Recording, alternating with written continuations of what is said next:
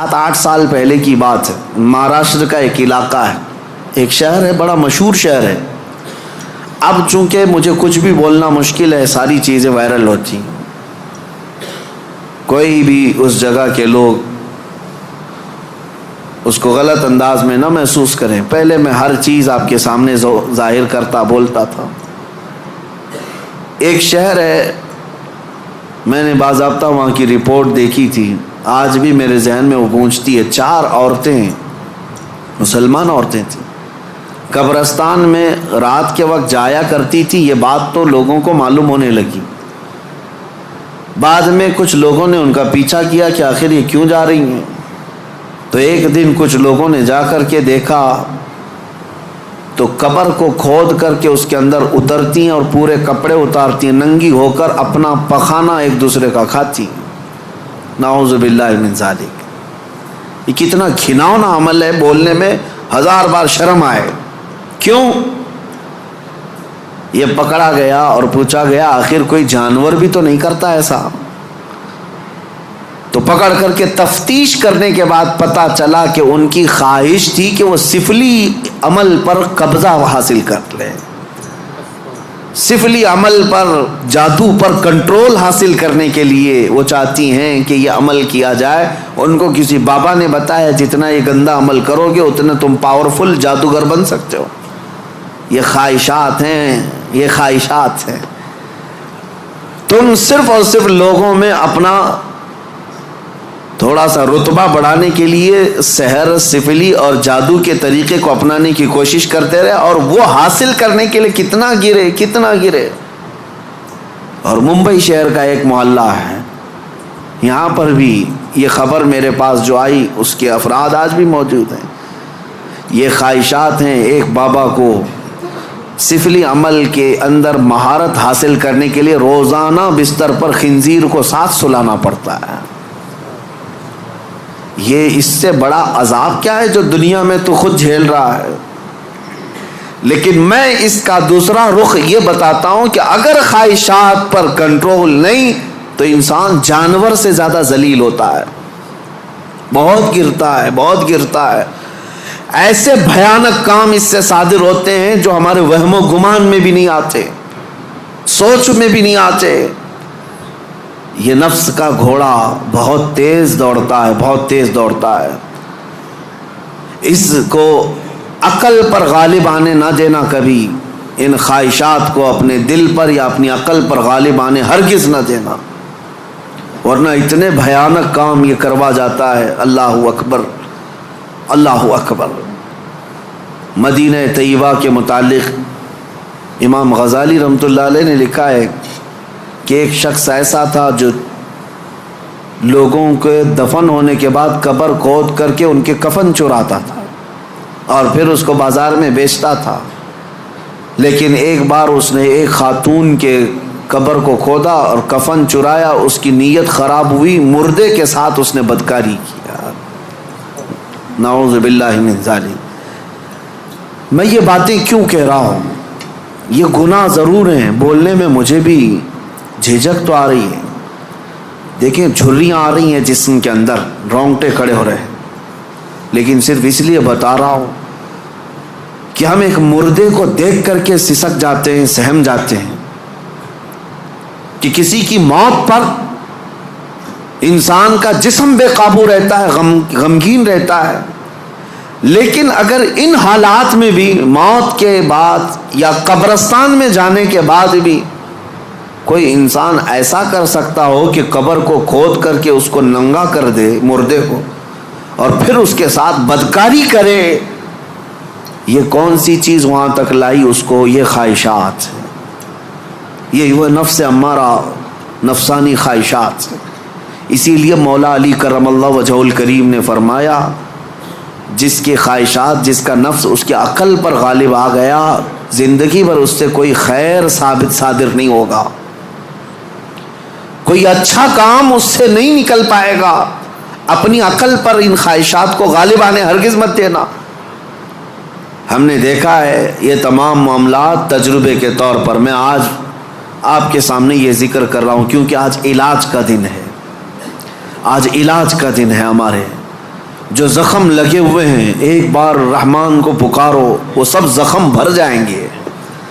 آج کی یہ مجلس علاج کی مجلس ہے کہ تم اللہ رب العزت کو آج پکارو گے تمہارے زخم بھر جائیں گے۔ اور اسی لیے میں بارہا کہتا بھی ہوں ذکر کی مجالس میں شرکت کرو، یہ اتنا تمہیں پاورفل بنا دیں گے، اتنا پاورفل کہ گناہوں سے خود بخود تمہیں نفرت پیدا ہو جائے، خواہشات پر کنٹرول تمہارا خود کا حاصل ہو جائے۔ ورنہ میں چیلنج کے ساتھ کہتا ہوں جاؤ دنیا میں گھوم پھر کر کے آنا، بڑے سے بڑے ڈاکٹر کے پاس وزٹ کر کے آؤ، بڑے سے بڑے حکیم کے پاس جا کر کے آؤ، کسی بڑے سائیکسٹرسٹ کے پاس جا کر کے آؤ، نفس کے متعلق اس سے کوئی علاج لے کر کے آؤ کہ میرا کنٹرول نہیں ہے، آپ مجھے کوئی گولی دے دو، کوئی معجون دے دو، کوئی انجیکشن دے دو، ہو سکتا ہے تمہیں نیند کی گولی تو دے دے، ہو سکتا ہے تمہیں وہ مکمل ختم کرنے کی دوا تو دے دے، لیکن تمہارے کنٹرول خواہشات کو کنٹرول کرنے کی کوئی دوا یہ نہیں دے سکتے۔ اس کا کنٹرولنگ پاور جس نے پیدا کیا وہی دے سکتا ہے۔ اسی لیے میں آپ کو بتاؤں اب تم اپنے نفس کے کنٹرول کے لیے کس سے مدد مانگو گے؟ کس سے مدد مانگو گے؟ سنو توجہ سے، اعوذ باللہ من الشیطان الرجیم پڑھتے ہیں آپ، اعوذ باللہ من الشیطان الرجیم، جس کا مطلب کیا ہے؟ میں اللہ کی پناہ مانگتا ہوں شیطان مردود سے، کہ اللہ مجھے بچا لے کس سے؟ شیطان مردود سے مجھے بچا لے۔ یا آپ کس سے پناہ مانگ رہے؟ کس کی بارگاہ میں پناہ مانگ رہے؟ اللہ کی بارگاہ میں، کہ مولا تو مجھے پناہ دے دے۔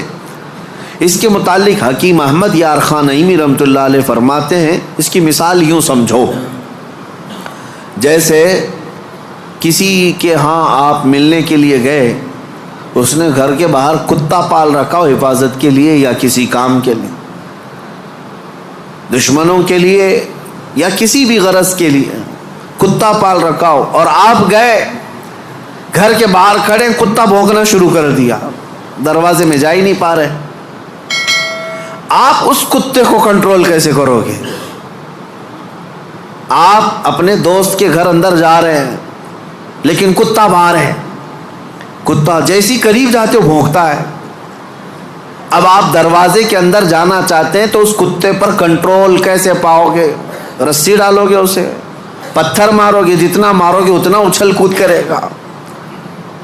اس کا سیدھا سا طریقہ یہ ہے، جس کا کتا ہے اسے بلاؤ۔ حکیم احمد یار خان نعیمی رحمۃ اللہ علیہ فرماتے اسی کو پکارو، بھائی ذرا باہر تو آ جاؤ، اور وہ جب آئے گا، مالک کو کتا اچھی طرح پہچانتا ہے، وہ اس کو کنٹرول میں کر دے گا، اس کو تھوڑا سا اپنی آواز میں ہٹا دے، سائیڈ میں کتا ہٹ جائے گا، دروازہ کھلا ہے آ جاؤ۔ دوست اپنے دوست سے ملاقات کر لے گا، لیکن اس بیچ والے کتے کے کنٹرولنگ کے لیے کتے کے مالک کو ہی پکارنا ہوگا۔ اسی لیے حکیم احمد یار خان نعیمی رحمۃ اللہ علیہ فرماتے ہیں، نفس ایک کتا ہے جو تمہیں تمہارے رب کے دروازے پر جانے سے پہلے بھونکتا ہے، دروازے میں کھڑا ہو جاتا ہے، نہیں جانا مسجد، نہیں جانا اس ذکر پر، نہیں جانا ان محافل میں۔ اس کتے پر کنٹرولنگ کیسے حاصل ہوگا؟ فرمایا گیا اسی لیے تم اس کتے کے مالک رب ذوالجلال کو ہی پکارو، پیدا تو اسی نے کیا ہے، رب تبارک و تعالیٰ نے پیدا کیا ہے، اور وہی تمہیں اس پر قبضہ بھی دے گا۔ اسی کے متعلق فرمایا گیا، اللہ نے پہلے ہی قرآن پڑھنے سے پہلے حکم کیا دیا، یہ پڑھو اعوذ باللہ من الشیطان الرجیم، میں اللہ کی پناہ مانگتا ہوں شیطان مردود سے۔ آج ہم اسی لیے اس مسجد میں آئے بھی ہیں۔ میں نے نفس کے متعلق جو باتیں ذکر کی، یقیناً نفس نے بہتوں کو اندھا کر دیا، بہتوں کو برباد کیا، بہتوں کو گمراہ کیا، کئی کو کافر کیا۔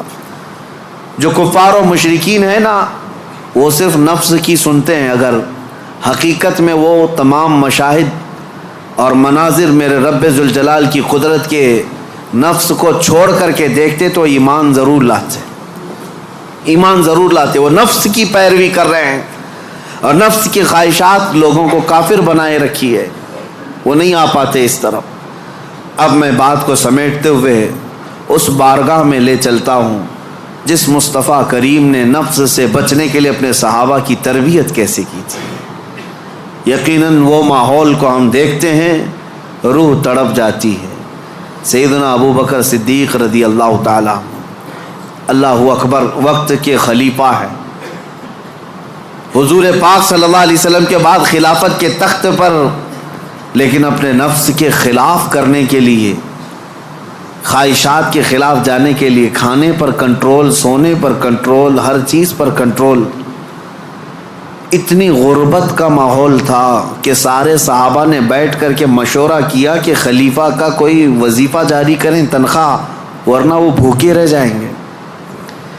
تو بیت المال سے ان کا وظیفہ جاری کیا گیا. اتنا تھا وظیفہ کہ اس سے ان کا صرف مہینے بھر کا گھر چلتا تھا، باقی کچھ بھی نہیں آتا تھا. ایک دن ان کی بیوی نے کہا کہ خلافت کے کاموں سے تھک جاتے ہو، کبھی گھی روٹی بھی تو کھا لیا کرو، کبھی گھی کھا لو، کبھی روٹی کھا لو، شہد کھا لو. حضرت ابو بکر صدیق نے کیا کہا جانتے ہیں؟ اتنے پیسے کہاں ہیں کہ گھی اور شہد خرید سکوں؟ کون؟ خلیفۃ المسلمین. تو ان کی بیوی کہتی ہیں آپ مت گھبرائیں، میرے پاس ہے، میں دیتی ہوں، جائیے آپ گھی اور شہد خرید لائیے. کہا تمہارے پاس ہیں، لاؤ. بیوی لے آئی، ایک پوٹلی میں پیسے جمع تھے. کہا یہ لیجیے، آپ بازار جائیے، گھی اور شہد خرید لائیے. حضرت ابو بکر صدیق نے پوچھا اتنے پیسے تیرے پاس کہاں سے آئے؟ تو ان کی اہلیہ نے کہا جو ماہانہ وظیفہ آپ کا آتا ہے، تنخواہ آتی ہے، مہینہ بھر کا خرچہ چلاتی ہوں، تھوڑا تھوڑا بچا کر کے رکھتی ہوں کہ برے وقت میں کام آ جائے. حضرت ابو بکر صدیق نے وہ پوری پوٹلی اٹھائی اور لے جا کر کے بیت المال میں جمع کیا اور کہا یہ میری ضرورت سے زیادہ آتا ہے، اسی لیے میرے گھر میں بچ جا رہا ہے، آج سے میرا وظیفہ کم کر دو. خواہشات کے خلاف کھڑے ہونے والوں میں پوری دنیا میں اگر کوئی مثال ہے تو صرف رسول اللہ کے صحابہ کی مثال ہے، صرف رسول اللہ کے صحابہ. ایک حضرت نعمان بن مقرن ہے، ایک بادشاہ کے دربار میں گئے، حضور کی طرف سے سفیر بن کر کے گئے تھے، قاصد. تو بادشاہ کو جب پتہ چلا شاہ عرب مصطفیٰ کریم صلی اللہ علیہ وسلم کا ایک قاصد آ رہا ہے، اس نے سونے کی کرسی لگا دی اور ریشم کا قالین بچھایا. میرے عزیزو صحابہ، حضور کے ساتھ ہوتے تو وفاداری، حضور اگر دور ہوتے تو بھی وفاداری. اس مجمع میں گئے جہاں پورے کے پورے اغیار ہیں، کوئی مسلمان نہیں تھا، تو اپنی تلوار سے وہ قالین پھاڑتے ہوئے چلے گئے، ہٹا دیا، اور کرسی جو سونے کی تھی اس کو پاؤں سے مار کر گرا دیا. کہا میرے لیے عام سی کرسی لاؤ. تو بادشاہ کہنے لگا اب تک میں نے اتنا شاندار رسپیکٹ استقبال کسی کا نہیں کیا جتنا ان کا کیا، کتنا غرور ہے تمہیں، کتنا تکبر ہے. حضرت نعمان نے کہا غرور و تکبر ہم میں نہیں تم میں ہے، غرور و تکبر کی وجہ سے نہیں. میرے مصطفیٰ کریم صلی اللہ علیہ وسلم نے فرمایا ریشم کا استعمال مرد کے لیے حرام ہے، سونے کا استعمال مرد کے لیے حرام ہے، اور جو میرے مصطفیٰ نے حرام فرمایا پوری دنیا میرے پاس لا کر رکھو، میں ٹوکر ماروں گا. یہ ہے خواہشات کے خلاف کھڑا ہونا. ورنہ ہوتا کیا ہے، دنیا نہیں دیکھ رہی، ہمارا ماحول نہیں ہے، چلو کمپرومائز کر لو، آج یہاں مل رہا ہے. کچھ لوگ تو یہی سوچ کر کے ایسی محفلوں میں جا کر بیٹھتے ہیں جن محفلوں میں بیٹھنا ایک غلام رسول کو کبھی زیب نہیں دیتا. شرابیوں کی محفل میں بیٹھ گئے، کبابیوں کی محفل میں بیٹھ گئے. تمہارا کام نہ اصلاح کا ہے نہ تبلیغ کا ہے، پھر بھی جا کر کے ایسوں کے درمیان بیٹھ گئے. کیوں؟ کوئی دیکھ تھوڑی نہ رہا ہے، کوئی دیکھ تھوڑی نہ رہا ہے. اور کبھی کن کفار و مشرکین کے بیچوں بیچ بیٹھ گئے گپیں لگاتے ہوئے، اور پھر یہ سوچتے کوئی دیکھ تھوڑی نہ رہا ہے. بیٹھا تو بیٹھا لیکن ان کی حرکتیں بھی کرنے لگ گئے.